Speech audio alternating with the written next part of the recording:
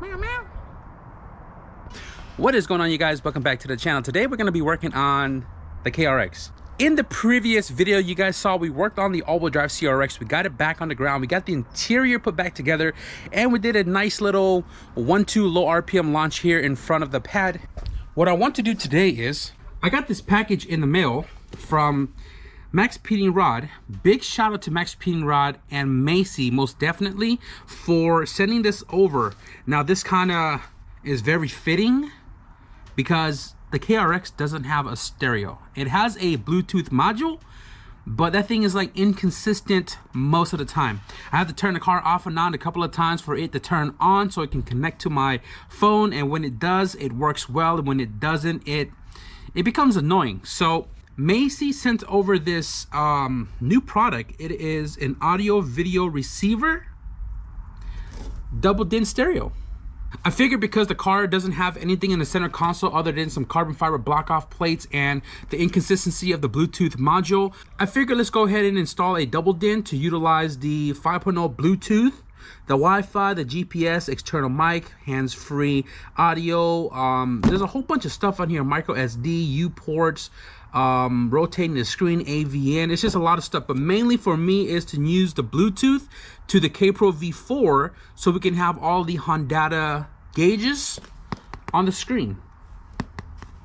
Now you guys know CRX's EF, we don't really have the space for a double din, so the goal here in this video is to make a center panel for the double din. We'll talk more about it as we go along this video, but right now let's go ahead and just open this up and see what all this looks like. I mean, it looks like this, but okay, this is interesting. Comes with a microfiber, probably for the screen. 2 wedge tools. I don't know what that's for, but we use this a lot at Tesla. We have 2 bracketry. Pretty sure these are for mounting the double din, because this thing is much heavier than your typical stereo head units. It's got all of the wirings and modules and AV plugs and everything you'll need for this unit. It's got some really thick foam in here for protective during shipping, which I find really weird because they literally ship this to me like this, literally stereo up front. I mean, if my delivery person wants to be a douchebag, they could have just easily taken this and reported that it was never on their truck. We have the manual right here. It's got literally all of the function plugs and wiring. Everything is in here you need to know about this stereo. Pretty cool. So let's go ahead and just unpackage this real quick. And first, right off the rip, this is very narrow. Very narrow. This is like a Game Boy. One of the first Game Boys, the big ultra ones that you can't even fit in your own pocket. I still have one of those, the gray ones, but this is cool. I thought this was gonna be like ultra thick, kind of how I used to see them back in the days. My brother has a double din in his car, and it's like twice the size of this. And I also noticed that this thing has a fan in the back, which is pretty damn cool. The tricky part here is the CRX console does not have the spacing for a double din and only for a regular stereo. I have a spare radio bezel somewhere. Let me look for it.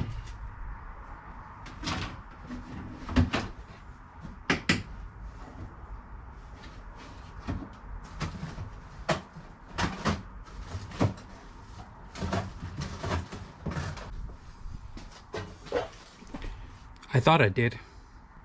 So I searched my entire garage and I cannot find my spare bezel, and I'm probably going to have to take the one out of the KRX to modify for this double din. But what I did find was my radio connection, the female side right here. So that way you don't hardwire the radio plug to the one that's in the car. This is what's supposed to be in the car, right? So with this, it makes everything easily disconnectable. But all I'm going to worry about is the connector for the speakers, the power, the ground to the stereo, and the only other thing I'm probably going to add to the back of the double din is this plug right here, because there's a bunch of them for different functions. This one right here is a charging port, which connects to this guy, which allows you to bring USB to the front in case I need to charge anything else. The manual itself will tell you every function of each one of those plugs, and I'm not gonna need anything else on the back of this except maybe the antenna, which is that right there. Because I don't have a spare bezel, I'm gonna go ahead and just wire the stereo into the piggyback, and then we'll plug it into the car to make sure this works like it should, and then if I'm really committed, I'll cut the one out of the CRX to fit that double DIN. So I have my manual here, which has all of the CRX pinouts for the stereo, and this is from a CRX as well. All the colors match. And what I'm gonna do here is I'm just gonna go ahead and plug this to the piggyback, so that way I can ensure the function of these wires on the opposite end to wire it into the radio harness, which is pretty cool that they have all of the functions of these colored wires. They're all written on there, right? So this just makes it a lot easier for me.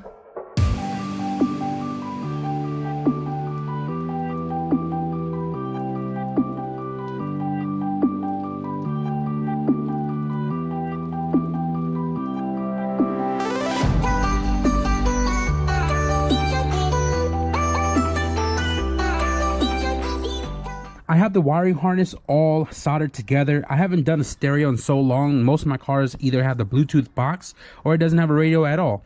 So a lot of these wires are the same color. Literally, you can just match them up and it'd be good and dandy. There's a few wires here that are not being used. There's a blue for, I want to say, antenna. The brown wire right here says back. I have no idea what that is. This one has key 2, this one has key 1, no idea what that is, and those are the only ones that are not connected. Right now I just want to see this stereo work, so I'm going to go ahead and just take it to the car and plug it up. That's plugged in. My KRX does not have a stereo, and I have the Bluetooth box that is kind of shoved back here, and you can see my harness is just connected to the box, which you unplug, and then we have the piggyback that we can just slip right on, plugged in. Got the double DIN right here, key on. It should power up.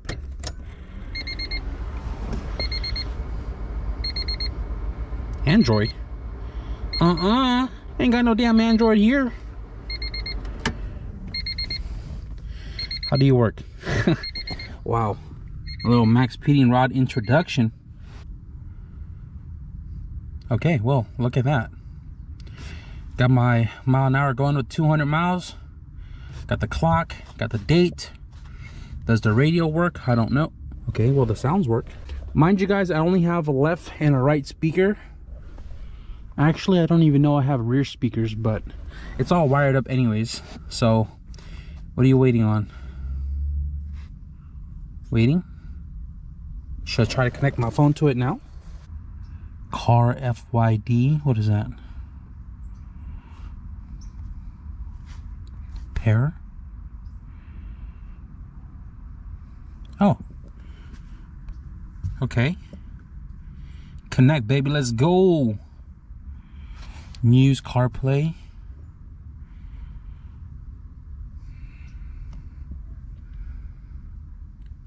Come on, bud. Dana's iPhone? No mames. Okay. Shoot, we're on maps right now. How do I get out of here? I can go to my message, go to my tab. What? Okay, hold on. Let me find the Honda app. Does it allow me to go to my Honda app on here? I don't think it does. Let me see. Go back. Oh, that's a bummer. I got text. Oh, shoot. So I was just sitting here going through the manual, and I just realized now that I have rear speakers. That one's playing, and this one's playing. That's awesome. I cannot get any apps from my phone onto the display. So if you look, There's nothing else here, and I don't know how to get the Hondata app from my phone to that, even though it is connected through Bluetooth. And the whole deal with me wanting to put this in is to utilize the Hondata app just so I can have the gauges up front, even though I don't really need it because I have those there, right? But in the book, it doesn't tell you how to do it, and I feel like it's only selective to what can be seen there. It's kind of a bummer. Like if I open it here, it's, you know what I'm saying, like it's not doing anything over there. So I guess we're gonna tinker with this a little bit more, but for the most part, I mean, putting a double DIN in, why not? I mean, it looks cool. I've never had a radio like this before, and to be able to switch my music without, you know, touching my screen on my phone, which normally sits about right there. I mean, technically that display right there works too, but I don't want to have to keep using my phone all the time for the app. I'd rather have it connect directly from the ECU to this here, but I can't figure it out. So on the CarPlay option, I went to the Bluetooth to see if it'll find the K-Pro, and it did right here, but it's not connecting because there's no app on here to open up the K-Pro, I guess, settings. And I cannot download the Hondata app because there's no Wi-Fi connection to the radio. So it shows I have Wi-Fi right there, but I still cannot download. So it is picking up the Bluetooth from the ECU. It's just not able to open it. So that kind of sucks.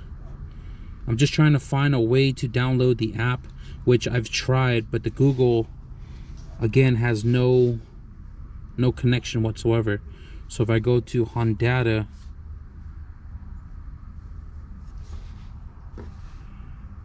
just no internet. So I decided, you know what, I'm just gonna go ahead and modify this double DIN into my KRX console. I'm probably gonna have to find another one of this on Facebook in case I mess this one up, just so I can have a spare one, because I hate taking ones from the car and not having a spare. What I also did notice is that this double DIN is actually smaller than the opening on this bezel. So there's going to be a lot of gaps all around, and I'm trying to figure out how I'm going to fill it in. I could do some plastic welding and then epoxy it to make it stronger. I did watch a couple of videos on YouTube on how they did it, but their DINs are actually a little bit bigger, so it actually filled up more spacing where they didn't have to do a lot of filling. Also, I noticed that some other Navi / double DINs come with their own bezel. I could go buy the kit. I don't know if there's one available for a CRX or for this one. I've never owned one before, so I don't even know, but I do have an idea on how I want to go about doing this, and I figured we're already here. Let's do this together. Let's install this in there. Here's one funny thing that I noticed. If you look, there's a lip right here. There's a lip right there. Bottom side as well. But this side doesn't have a lip at all. It is completely flat. The goal here is to try to get the top of the double DIN to sit on this lip here, right?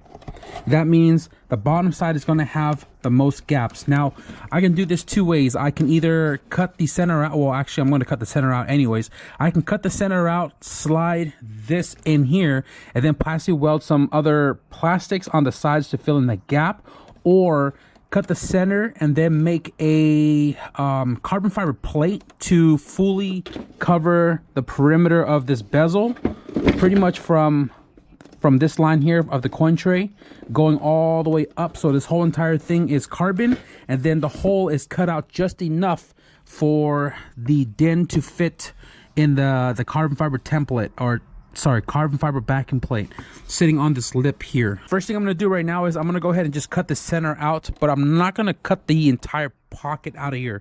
I'm just gonna cut right here in the center and then pretty much go along the sides. And the reason for that is because I want to be able to use this plastic to mount the mount for it, which is this right here. Let me see.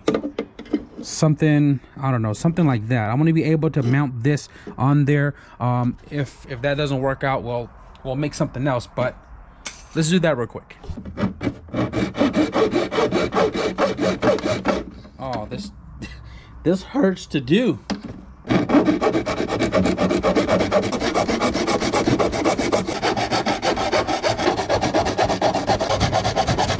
Okay, with a little bit of homemade Sawzall blade, razor blade, and my grinder, I cut out the top of the coin tray or the pocket right here, not fully removed, right? So I got the bracket on the double din and it is secured down, pulled all the way back, and I kind of test fitted a little bit and it was really snugged. So I did some trimming. This is test fit number 2.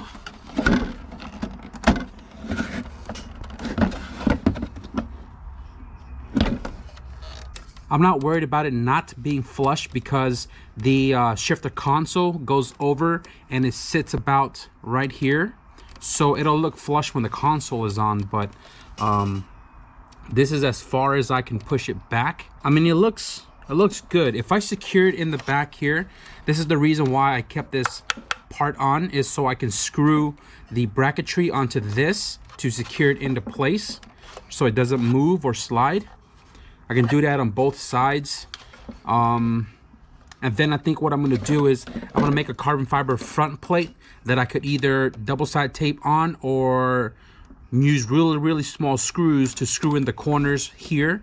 The shifter console is gonna go like super snug to this line, so if I use screws it won't be exposed, but I can always use double-sided tape to kind of, you know, hold it in place, kind of like those stick-on wood grain. So I think that's what I'm gonna do, just to make this a very simple, easy install without a bezel kit. I have some 10 mil thread pitch with an 8 mil head, and I have a bunch of washers and 10 mil nuts. What I did was I drilled the back hole right here to the, I want to say it's the second flange from the bottom. So what I'm going to do here is see how much washer I'm going to need.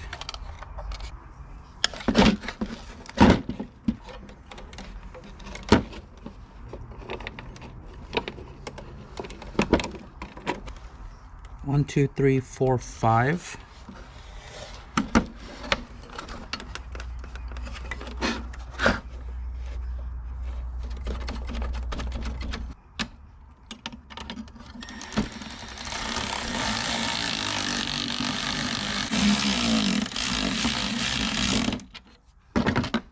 It's almost straight, So what I can do now is I could just loosen up these screws and then tilt the unit backward to get it to line up with the bezel. So I'm gonna loosen these up a little bit. Should be able to just push it back. There we go. That's probably a millimeter or 2. Screw that down. This side is nice and straight as well. Secure that. Okay, well, you look at that. Secured. Bolts in the back with 5 washers each. This thing is not really going anywhere. I can press on the screen all day, would it move? And then what I'm going to do to fill in the gaps right here, I'm going to make a carbon fiber plate that goes all the way across with a cutout to make this gapless.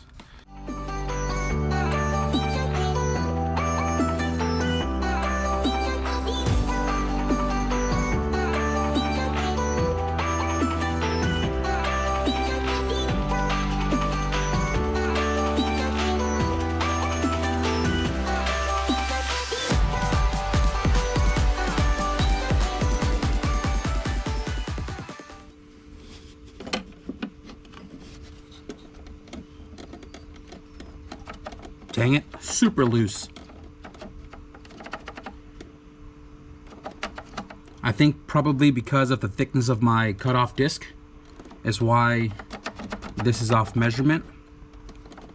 And also the thickness of the permanent marker. I left to go find the fine tip, couldn't find it, so I guess I'm gonna have to deal with it. So I slotted the ends here to allow the screws to go into the center bracket on the dashboard, right? So right now what I'm gonna do is, I don't know if I have a clear coat, but I'm gonna clear coat this.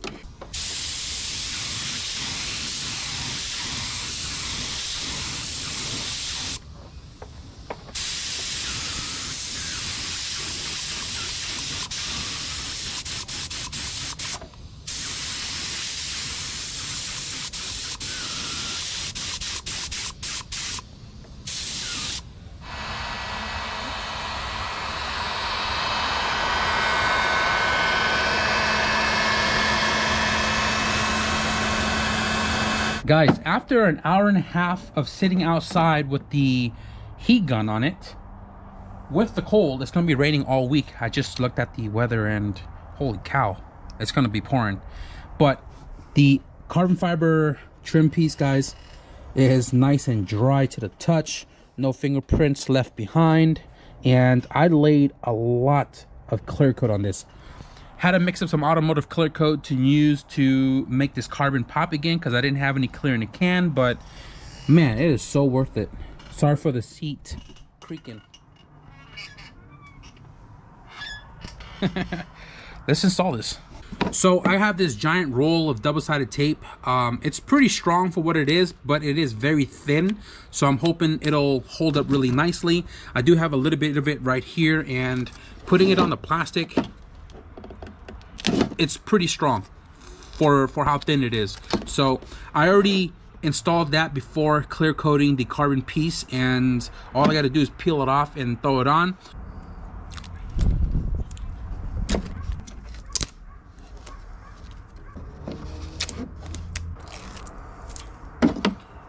All right, moment of truth.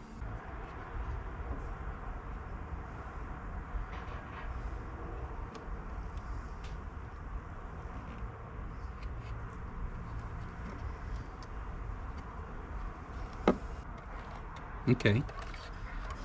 Look at that. Pretty sick, dude. Pretty sick.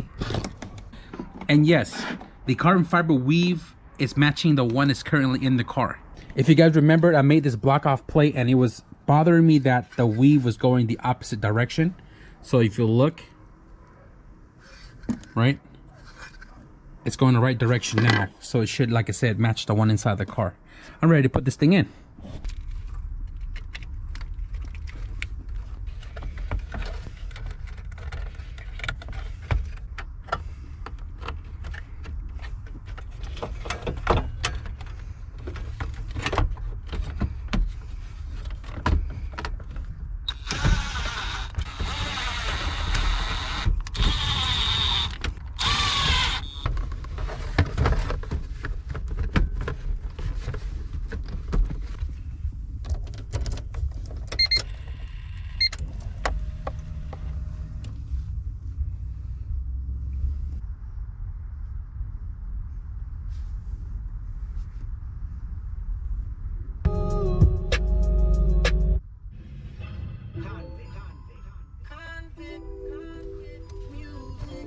Got two USB ports. Take it to the motel, wholesale, don't tell, won't tell. Guys, one last look here. The carbon fiber trim piece is on, and the double-sided tape is doing its job, and the console itself is also kind of sitting on top of that, so it's not gonna like bulge out, which is freaking cool. You can see the weave pattern is all in the same direction, although this needs some more clear on it because this was rattle can, this was automotive clear. You can see the difference on the dry versus the gloss. But nonetheless, we got the Maxpeedingrod double din installed. It's pretty firm in place. I did add the extra harness to have two USB ports coming out there, although we do have two more up in the front here. And that's pretty much my take on installing a double din. The quick and cheap way to do it. Want to give a big shout out to Maxpeedingrod Macy for reaching out about this double din, and I just thought it was very fitting because I don't have a radio in this car, and the Bluetooth module that I had in it was a 2-channel, and it was also inconsistent. With this double din, it made me realize I have 4 speakers in the car, and I don't remember adding the 2 in the back, but 4 speakers sounds much more louder, much more crispier, and I'm stoked about it because I've never had a stereo like that before. Now, mind you guys, it does have its pros and cons. The pros is everything that I just shown you guys. The cons, as far as I was told, the Android operating system or something, some of them don't support certain apps, I guess, and none of my apps on my phone showed up on the screen. So the whole Hondata thing that I intended to use a double din for probably isn't a possibility for me unless I tinker with it a little bit more and get that connected to the Wi-Fi or the interweb so we can download it. Nonetheless, it's a pretty cool thing to have inside the car. Big shout out to Maxpeedingrod and Macy once again for the product. If you guys are looking for a double din for your car, link is always in the description below, as well as the discount code. I am going to wrap up the video right now. I got some cleaning to do right now for tomorrow's stuff. So if you guys enjoyed today's video, be sure to leave a thumbs up. And if you guys want to stick around for more videos, be sure to hit the subscribe button. But with that being said, thank you guys for watching. I'll see you guys in the next video. Peace.